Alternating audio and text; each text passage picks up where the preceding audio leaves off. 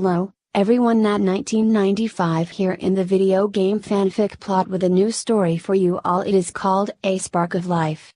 And remember, I do not own this story and I give full credit to its author, that is Kiera27 on fanfiction.net, and this a Harry Potter crossover with Transformers. Now on to the story. Well, that's the ending of that chapter. I do hope you enjoy this video. If you like to see more, remember to hit that like button, subscribe to this channel and leave a comment down below. Until next time. Core of the issue. Having Sirius and Remus on a base with a whole bunch of Autobots and soldiers is something I could have never imagined in a million years.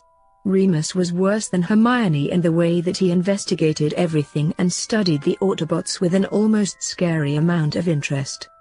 His favorite subject was jazz. He seemed to find the Autobots' vocabulary and actions to be utterly captivating. Sirius was completely uninterested in the fact that they were giant robots. He didn't even really understand what that meant, but he found the whole setup amusing. Most of his time was spent seeing how quickly he could irritate everyone around the base, both Autobot and human. Barricade, surprisingly, was the most interested in the duo though. He seemed to pay a lot of attention to them whenever they accompanied me to see him. "How are you doing today, Harry?" Barricade settled against one of the chairs that the Autobots had installed in the base. He almost always stayed in his humanoid form now that he could actually transform. "Just another day in the middle of a desert with a bunch of robots and soldiers that won't let me do anything other than walking around and look at all of the terribly interesting rocks and cacti. I liked that I wasn't expected to be the one protecting everyone, but it's kind of grating to have to stay in a small area without anything even remotely interesting to do. That's why I decided to pick your circuits today more than usual." In his humanoid form I could actually see his eyebrows rise along with Ips. Remus looked interested and Sirius was irritating one of the soldiers standing by the door. "Oh, I tremble in anticipation of your drilling questions." I plopped down in a chair and leaned back with my hands behind my head. "Okay then. What in the universe was Megatron thinking when he decided to start a world-destroying battle over the Allspark?" The building went quiet before Barricade leaned forward with an interesting look on his face. The Cybertronian race was starting to stagnate. Birth rates were beginning to drop and the overall ability of newly sparked bots was dropping at an even faster rate. Then there was the fact that the planet was becoming unstable due to a large number of bots remaining stationed there instead of exploring or conquering other planets. Cybertronians live for a very long time and consume a lot of resources that the home planet was not able to provide with or without the Allspark.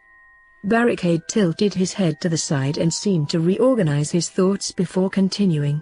"The war started with the desire to expand the Empire to allow for our race to continue living with the limited resources that the Allspark could provide. While it did give life to new bots, it was not capable of independent thought or the ability to provide us with the energy we need to keep going.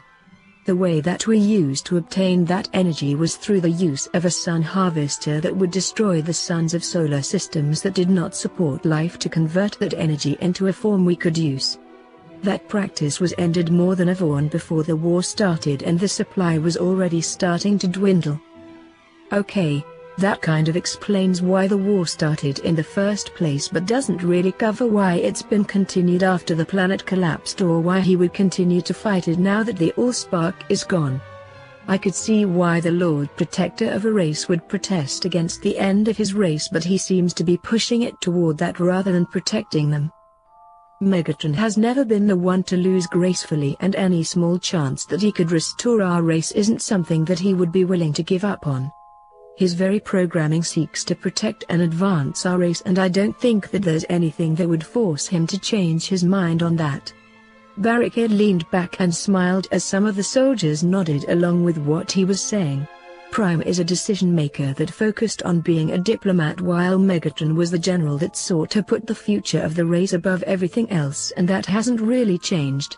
Prime seeks asylum with a warlike race that is just as likely to turn on him as they are to continue to help him, while Megatron sees them as too much like himself to trust and plans on ways to either get rid of them first or get off of this rock with enough resources to last until the next one.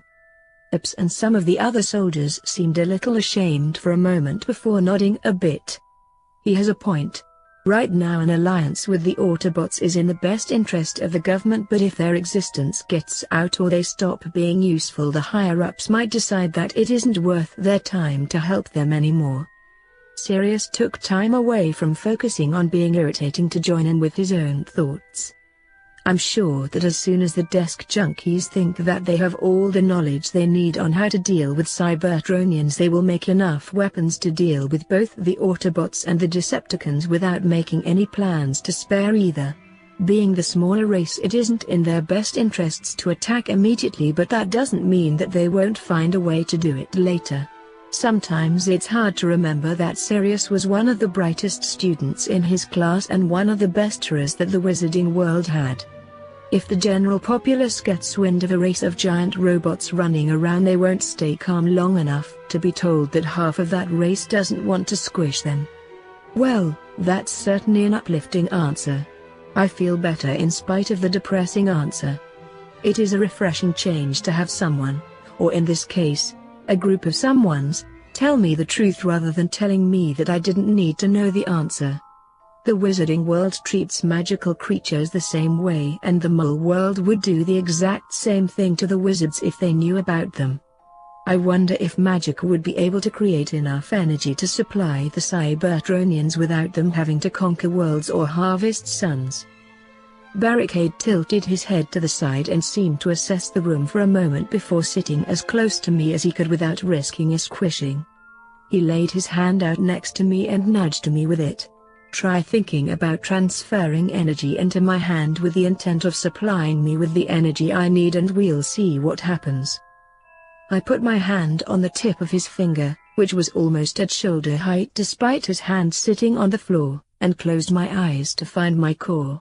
I felt myself falling into my mind and following the thin trails of power until I reached the glowing ball of energy that I thought I knew, only to find a stranger in its place. When I was little, I used to fall into my magic whenever I was thrown into my cupboard to escape the horrible words that Petunia would hurl at me or the bruises that came from Vernon or Dudley. My core was a warm silver light that would surround me in comfort, and I would come out feeling like I had just experienced the hug of a lifetime. I even used this technique at Hogwarts when the whispers became too much or the expectations started to get to me. This was not my core. To compare my core to what I see before me is like comparing a teardrop to the vastness of space. The silver color that used to warm me was now a brilliant white that surrounded me with a comfort I have never known. There was no part of me that it did not touch, and no bit of discomfort that it did not erase. Even the discomfort that came from knowing that this was no longer the magical core that I was used to did not stand a chance against its warmth. I barely remembered why I came, but at the thought of Barricade waiting for me to transfer power between us, the core split a single tiny, insignificant, ball from the main body and directed it to where we were connected. It traveled slowly through my natural channels, widening them as it went until I felt the moment that it passed between the two of us before I felt something shaking me and I woke up.